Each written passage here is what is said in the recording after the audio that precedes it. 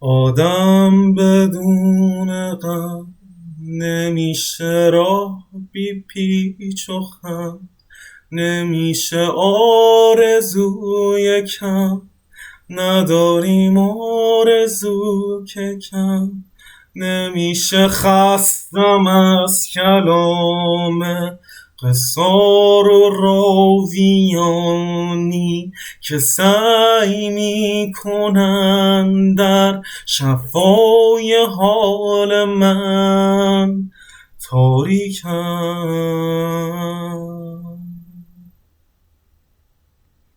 فردا سراغ من بیا،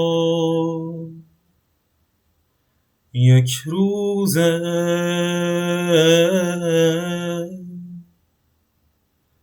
زیبا سراغ من بیا. امروز از هم گسستم اگه بال و پر شکست دم و به پرتگاه غم کشیده گام های من، چو غرق خاطراتم و غریق بی نجاتم و بی خواب و زابرا هم و توفان حال من تاریکم.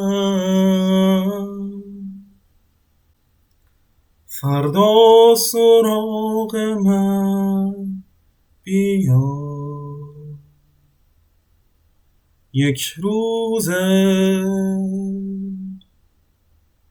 زیبا سراغ من بیا.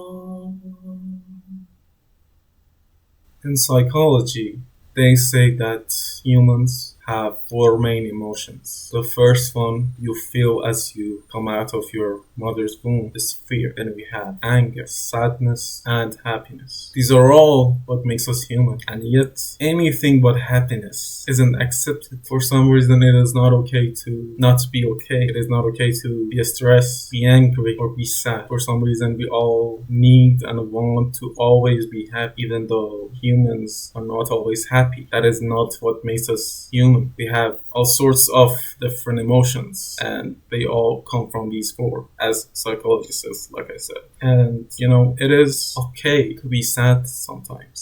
It is okay to be afraid. It is okay to be angry about some things. You don't need to be happy all the time, and you cannot be happy. It is actually not possible. How English makes happiness be.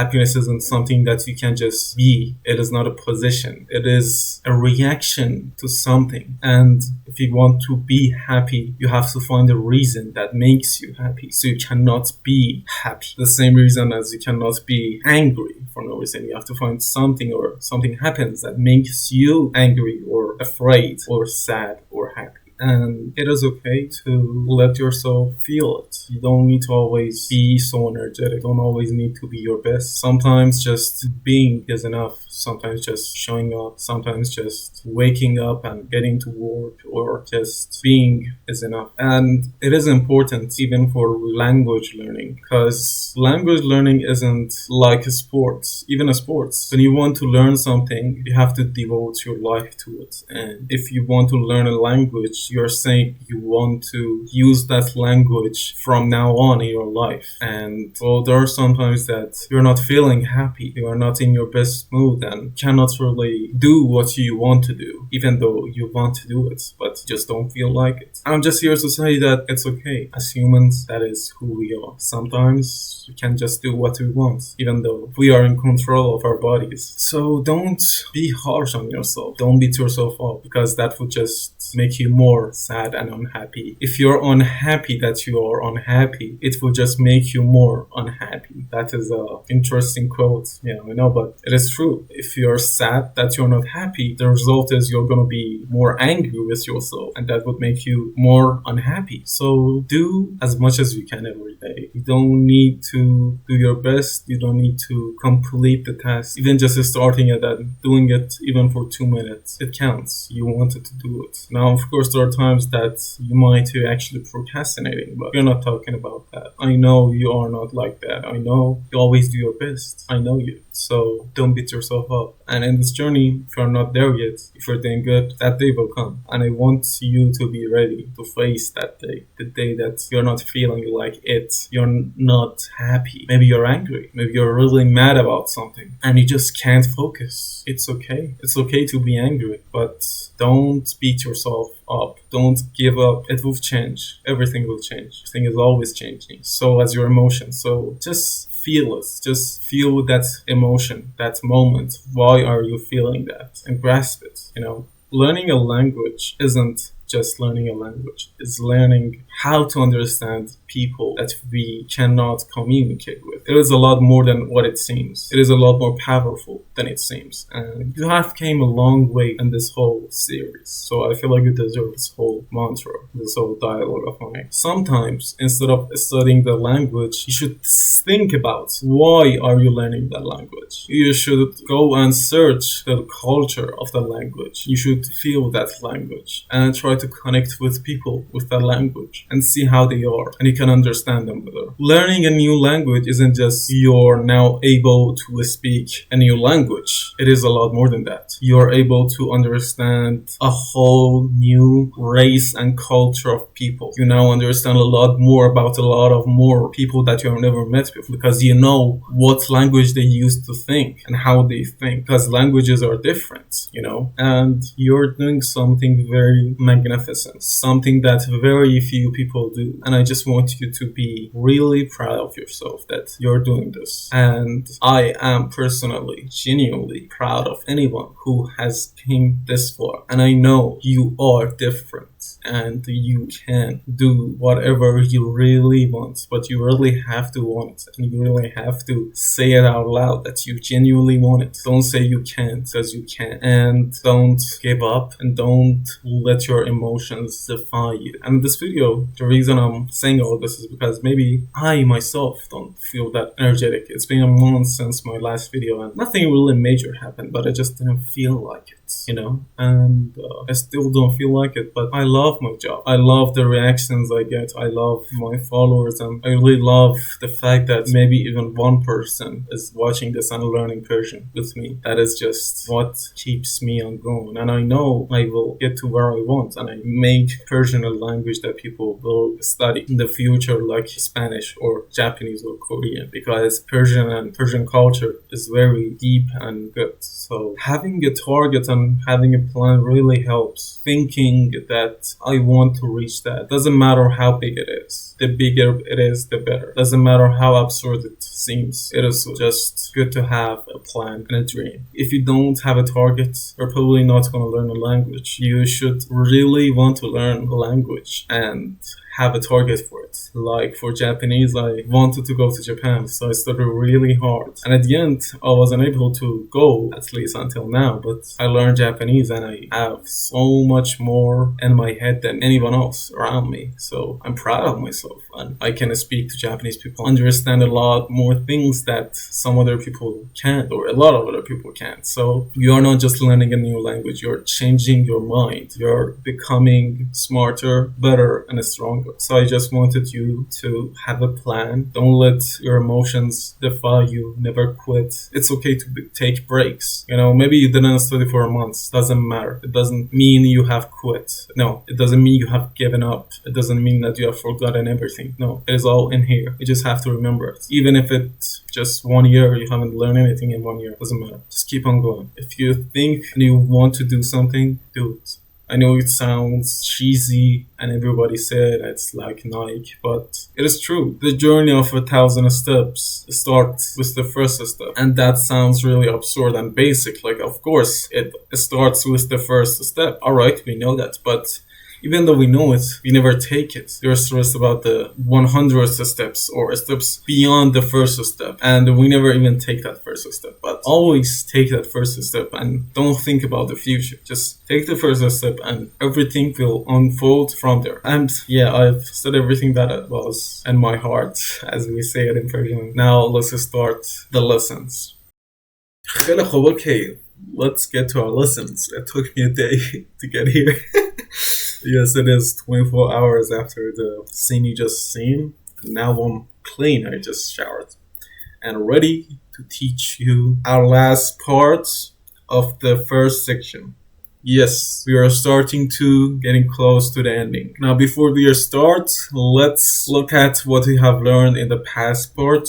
Just a quick, refreshing review.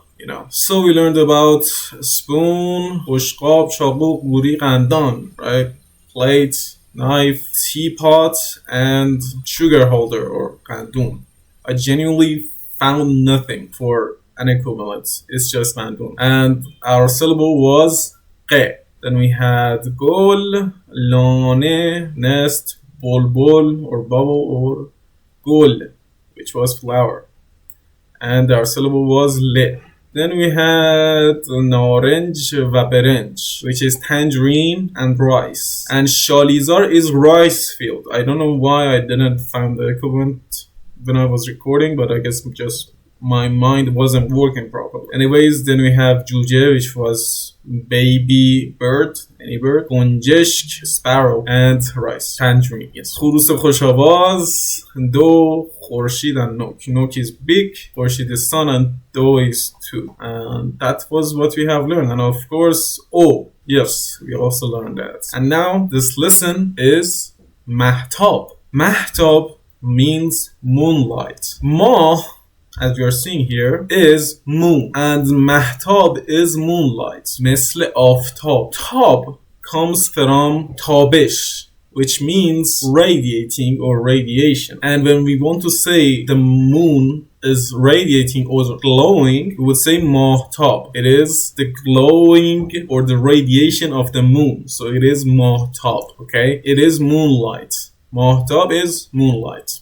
So, let's go over our syllable. Now we get to he. This looks like e, right? What we have learned before, which was e, and I've teach you different things with it. It's been a while. This is more like an h sound, like h, like how or hard. He, he. It is a bit softer in Persian. Like instead of saying hard, you would say he, hard, hard. مثلا, and Persian accent would be it is very hard, very hard. حوصله ندارم. Hey, حوصله is a different he. We have two different he's. Yes, we have two different he's, and one is a bit deeper than the other one, kinda. We get to it when we get to it, right? But for now, just remember that this one is he, like ستاره ha, آهو, کوه, کوه, ماه, or ماهتاب, یا or مهتاب. Now, ستاره ha, ستاره means a star, and ha at the end is like s in the end of a word in English. It pluralizes the word. Okay, I've said it before too, like lions and things like that. We would say babrha or shirha. Now here we get to the he, which we make this ha with. So stars, setare ha, or kuh. We would say kuh ha. Ahu, we would say ahu ha. Or mah, we would say mah ha. Now mah also means months, as in the 31 days we count for months, 12 months of the year. I mean, it's the same in any language as far as I've learned. Many languages use days as like the sun and the moon as the months. It's the same in English, it's the same in Persian, it's the same in Chinese, it's the same in Japanese, maybe even Korean. So these are the languages I know. Maybe even Spanish, I'm not sure. But it's the same in Farsi as well. So moon or ma also is counted for months. Now, ahu means deer, as we have said before. And kuh is mountain, as you can see from the picture. Kuh is mountain. And ma, like I said like 10 times right now, is moon. So now, we have learned about setare ha, the stars, ahu deer, cool mountains and moon. And about our syllable he and different ways it can be written down. Here's 4 different ways. This one is how we would write it at the first of a word. This one is how we would write it at the middle of a word. And this is how we would write it at the end of a word. And this is how we will write it as if it's not connected by any syllables in a word, like mah or ku. And here we can see ha or mahtab. You can see the different variations here. And also, as we have covered before, this version, which, we put it at the end of a word, also has another way of writing, which is like this. So imagine as if I wanted to write down se, which means tree, I would write it like this. Not like this really. I've never written down one hair like this because it's really hard and it never really looks good. At least my handwriting, it really sucks. So it's really obvious. But this is just how everybody uses it. But in the books, digital phones and everything, it is like this one because it's more telling and stuff. So yeah. Now let's get to the sentences, and we have some really good stuff here. Bah bah che havoi. Bah bah. We already have covered this. Bah bah means wow. What a thing. Che havoi. Now, che havoi. Havo means air. Havoi is telling what a weather. Che, like I said, means what. And che havoi. And as you can see, there is an exclamation mark at the end as well. So it is like a surprising sentence. It's like, wow, what a weather, right? What a weather. It is trying to say what a beautiful or what a really good weather. So it means what such a positive thing, right? This is how the sentence works. So bah bah che cheesy. Cheese means thing. So anything, right? You want to say it is so good, but you don't really want to say what it is. You don't want to use a word. You're just gonna, leave it for the listener to decide. But bah bah che havoi. So what a weather. Wow. Next one says che setare hai. What stars. What a beautiful stars. It's hard to say what is stars in English. It doesn't make sense and it sounds wrong. But in Persian, it's completely beautiful, poetic, and makes sense.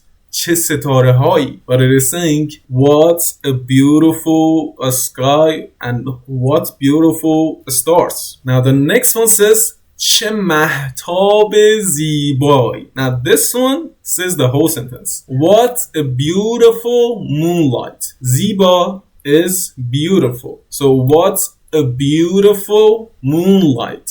What a beautiful moonlight. And this beautiful is also there in these 2 sentences as well. But it's kind of aberrated or something like that. Sorry if I did say that wrong. Now, next one says, Ey Khoday Mehraban. Ey you dear God. Ey you kind God. Like we said, Mehraban was kind and Khoda is God. خدای مهربان. خدای مهربان. آسمان و ماه و ستاره هایت را دوست دارم. آسمان و ماه و ستاره هایت را دوست دارم. آسمان is a new word. آسمان means a sky.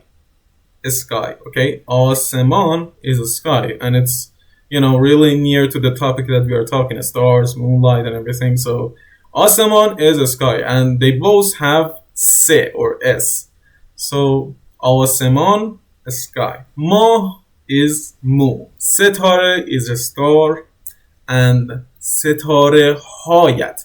This hayat is a suffix to the setare. Setare ha is the stars, and yat is kind of is a suffix that we add to say yours, right? So setare hayat. Now, را دوست دارم. Ra, like I said, is kind of like the. So you can say, I like your the stars and the moon and the sky and everything. So, right. دوست دارم as I spoke right now is liking. Like I said like 3 times before. So, ای خدای مهربان. A dear kind God. I like your sky your moon, and your beautiful stars. I mean, it didn't say beautiful, but I just added it there because it felt like it. But yeah, saying I like your sky, moon, and your stars. Yeah, that was it for this lesson. Let's get to the next one. چشمه و چراگاه. چشمه is fountain. This one is چشمه, the water that comes out of the ground, just boiling up. And چراگاه is pasture. So fountain and pasture. Now, this lesson syllable is che. Che. Che is like C and H, like Charles, right? We have Charles in English. Or Charles, yeah, that's what else we che? Charles, Cheetos, hot Cheetos, I guess we also have Cheetos, right? But yeah, that's about it. The amount of CH or che words that I know in English. Maybe I know more, I don't really remember. But it is kind of like that. So, Che, Chandler, Charles, Charlie, Che. I mean, you can say it. But like I said, instead of saying it like in here, like when you're speaking English, you should speak here. Very, just loosen up your mouth. You don't need to use your teeth and mouth so much like Che. Che khabar? Chikara mikoni? Very normal. Instead of saying, Chandler, why are you doing this? Don't do that. You're speaking Persian. Just loosen up, Now, chupan. Chupan. Chupan. Chupan is shepherd. Shepherd, the guy who manages the sheep and this rams and all that. And has a dog, usually. You probably have seen it. I mean, I've seen some. They are cool, I guess. It is interesting that how they are actually genuinely able to manage so many sheep around like such a big field. It's real amazing, honestly. Now, چراگاه. چراگاه is pasture.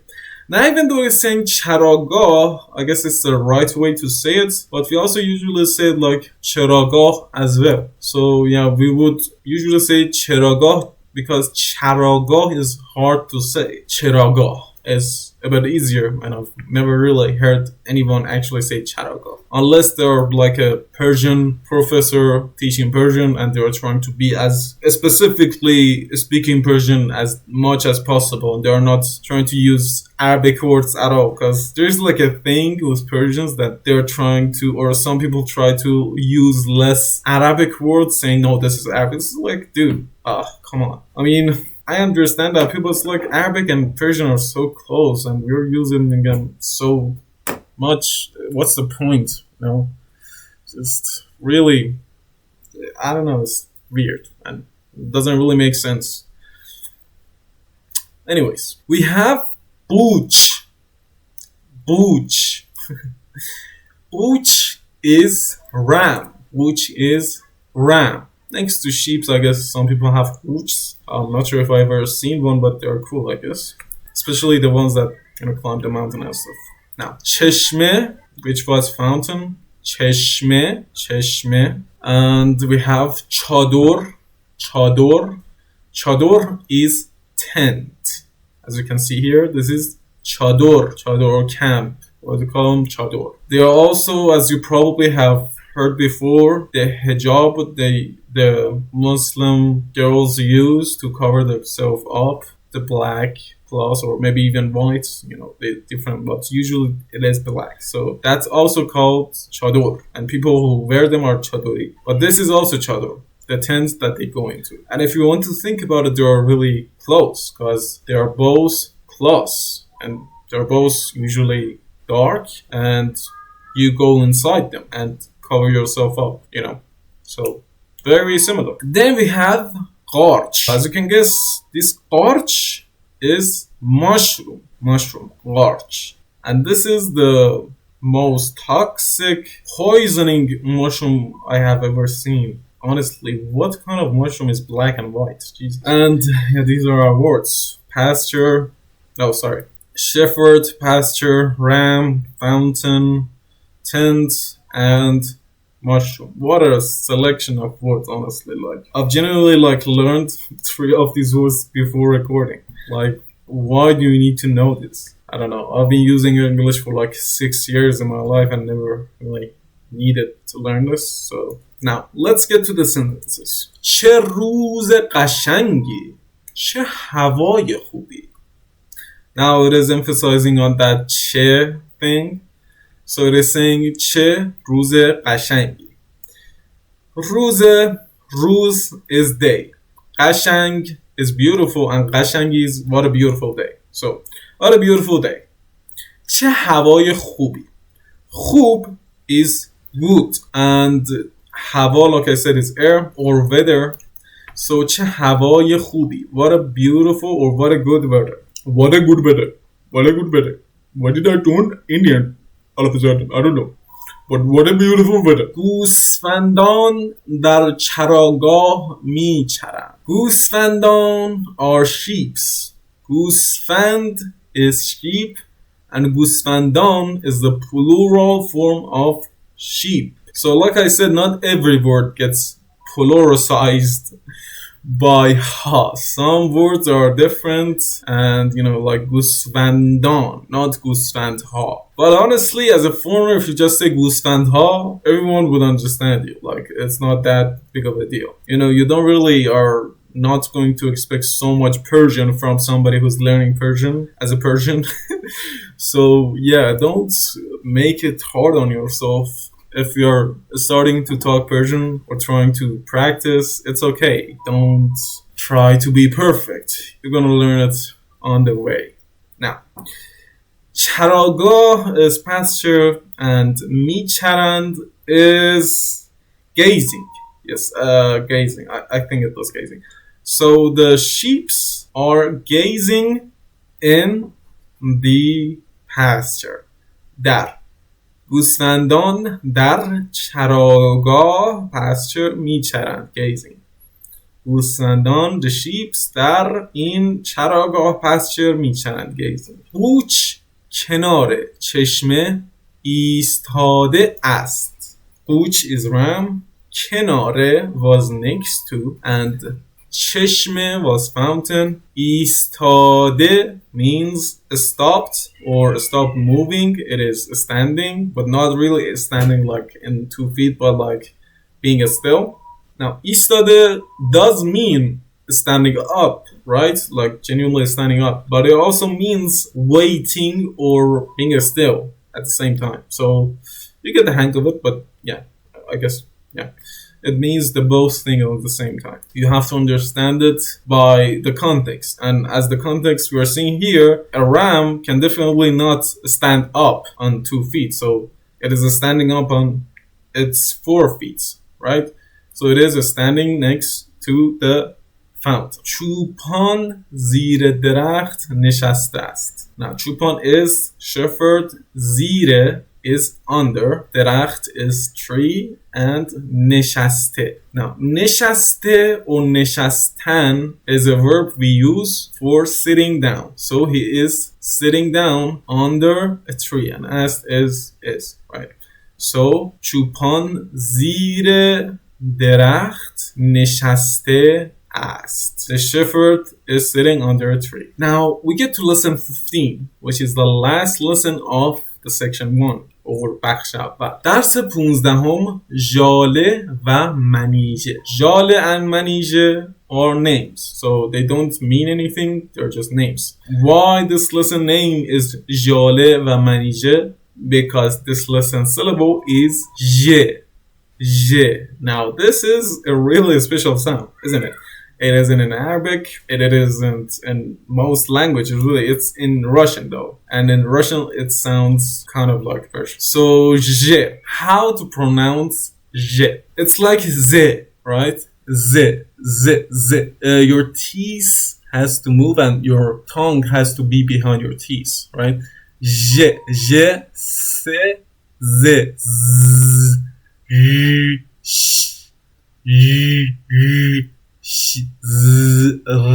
so the closest syllables to it are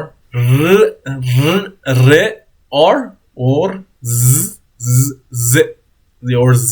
It's kind of if you put your tongue a bit behind there when you're pronouncing R or Re. Like R, Y, Y, Y. Like if you are pronouncing sh at the same time as you are pronouncing Re. Like J, J, J, J. Just practice and you definitely get the hang of it. But it's cool.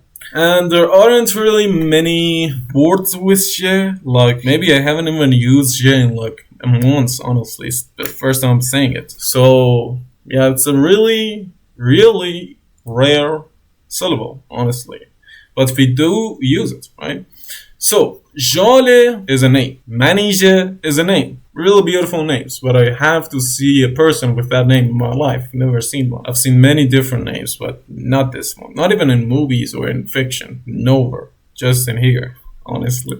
Which is cool, I guess. And honestly, I get the appeal because it's hard to say them. Maybe that's why people don't use them. But maybe I would name my children Zhale and Manizhe. That would be really special. Now, even though I haven't heard anyone really make the j sound in English, but as we learn English in Persian or in Iran, they tell us that if you put h after z, it will sound like j. And it's like television. You have said television before, right? Television, like S-I-O-N, right? So it is like that. The j, j, j. It sounds kind of like French and Russian having collab, and you say it with a Persian tone. So yeah, it's cool, really cool. Honestly, we should have more words that have j inside them. It is an underrated syllable. گلها پژمرده بودند. گل پژمرده. Now, like I said, گل is flower. پژمرده is withered or pale. So when the flower is getting pale or getting withered, we call them پژمرده. مرده meaning death or dying in Persian as well. So پژمرده kind of adds to it. So it is close to dying. پژ doesn't mean anything. At least I don't know. It's probably some deep historical roots in the Sasanian era. Some guy is going to comment down, no, you're wrong. The Paj comes from this era. It's like, dude, if I don't know as a 20-year-old man in Iran that Paj doesn't come from their fucking era, why should I teach it to somebody else? Like, Jesus. The person I'm going to teach Persian to doesn't even know what Qurm Sabzi is pronounced like. So I'm going to teach them what Paj from Pashmorde is coming from. Why? So yeah, Persian, if you really want to get into it, you're never gonna stop learning it. It's like any other language. Gole pajmorde, a withered flower. And we use pajmorde for flowers, but I guess in poetry or in flirting, people use it for people as well, saying that you look like a withered flower. چرا پژمرده به نظر میرسی خوشگلم بذار شادابت کنم. Yeah, I have heard that. So now in here it is saying گلها, which is flowers, پژمرده, withered, بودند, were, they were withered. The flowers were withered. Now ژاله و منیژه به گلها آب دادند. ژاله and منیژه water gave flowers to. So ژاله and منیژه gave water to the flowers. ژاله و منیژه به گلها آب دادند. گلها زیبا و شاداب شدند. گلها is flowers, زیبا is beautiful, شاداب is fresh or lively, شدند is became. So they became fresh and lively and beautiful. آفرین به ژاله و منیژه. Now, آفرین is a really cool word.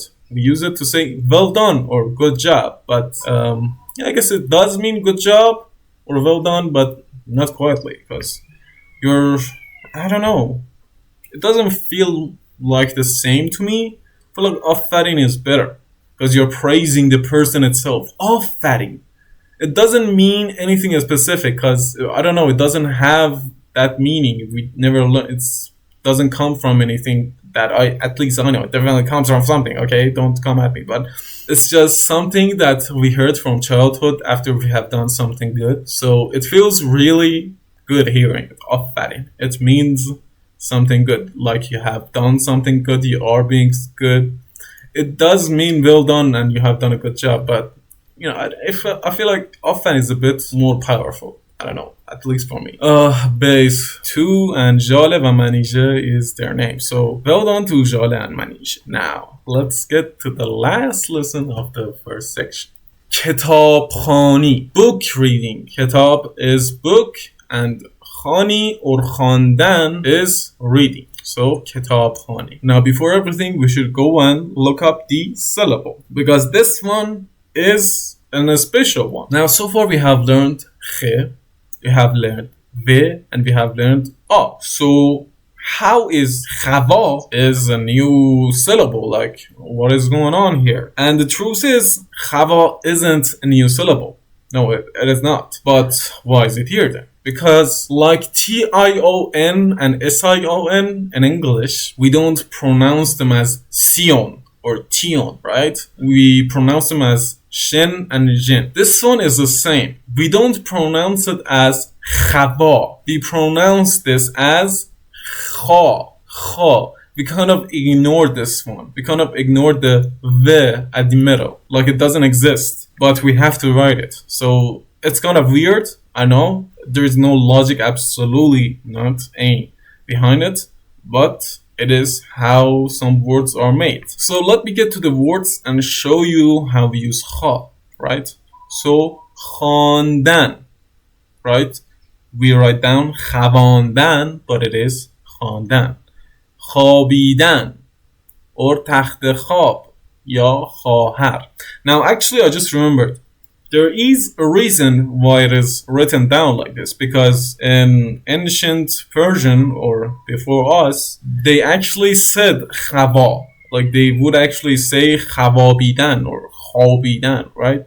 But as we progress the language, we changed it. And even though we write it down, I guess the same, but we don't pronounce it the same. Like many words in English, like home or me, or anything like that, which home is definitely not pronounced like home. It's really home, right?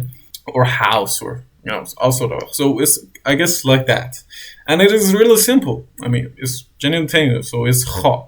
Kha. Khabidan, khandan, ya khaha. There are really limited words that kha is inside them. So yeah, that's really what you should be worried about. Now let's get to the words. Khandan. Khandan is reading. Khabidan. Khabidan is a sleeping. Takht khab. Takht khab is bed or a sleeping bed. It's emphasizing that it is a sleeping bed. If you would just say takht, takht means many different things, but it would also mean on a sleeping bed, right? But yeah, I guess the full name would be in a sleeping bed, but if you just say takht, we would understand you, or we would just say takht. But I guess in the future I would explain why takht. Well, not in the future, let me just explain it because I might never get the chance again.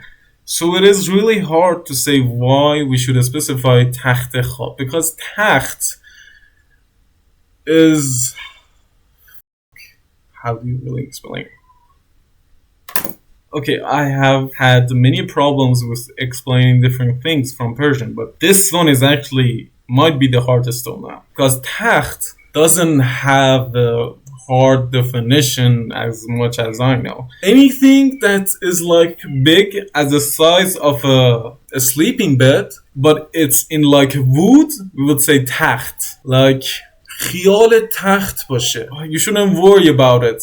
Like خیال is your imagination and تخت is like a wood board, and خیال تخت باشه would be don't worry about it. It's like an item in Persian, which is just doesn't make sense. And okay, تخت I guess is also a counter for wood. So wooden things like plain, like long wooden things like this would also be counted as like تخت چوب یا تخت شاستی.